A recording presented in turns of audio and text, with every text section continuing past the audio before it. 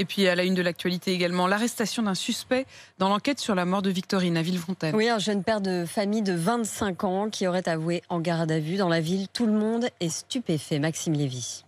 Quand elle voit les gendarmes devant son immeuble, cette mère de famille est choquée de savoir qu'ils viennent arrêter son voisin, suspecté du meurtre de la jeune Victorine. Je m'y attendais pas que ça soit lui, quoi. Quand on les voyait avec son bébé, c'était vraiment un papa ça se voyait, un papa très gentil, très protecteur de sa femme et son bébé.